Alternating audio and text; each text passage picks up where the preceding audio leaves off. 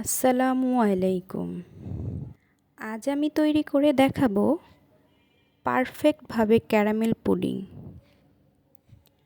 তো এই পুডিং বানানোর জন্য আমাদের প্রয়োজন 4টি ডিম, 300 ml লিকুইড দুধ, আধা কাপ গুঁড়া দুধ, 1.5 কাপ চিনি, পরিমাণ মতো লবণ এবং হাফ টি স্পুন কেওড়া জল।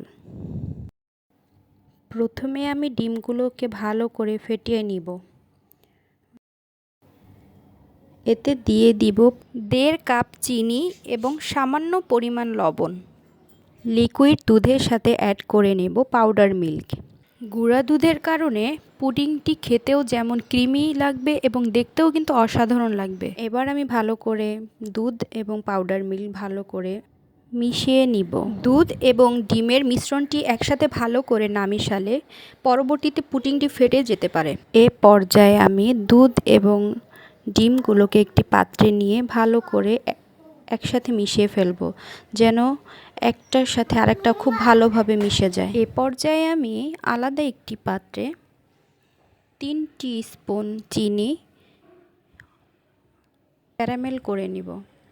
তবে খেয়াল রাখতে হবে ক্যারামেল যেন পুড়ে না যায়। ক্যারামেল ঠান্ডা হয়ে গেলে যে কোনো ছাঁকনি দিয়ে আমি আগের মিশ্রণটিকে সেঁকে নিব। এটার ভিতরে সেট করে দিব এবং এ পর্যায়ে আমি প্রেসার কুকারে 3 থেকে 4টি সিটি দিয়ে তৈরি করে নিব পারফেক্ট ক্যারামেল পুডিং।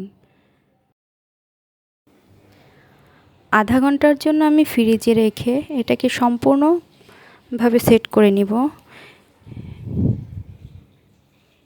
এভাবেই তৈরি হয়ে যাবে আপনার ক্যারামেল পুডিং।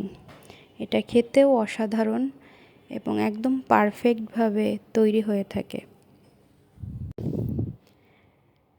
খুবই অল্প উপকরণে এই ক্যারামেল পুডিং তৈরি করা যায়। তো সবাই ভালো থাকবেন। আসসালামু আলাইকুম।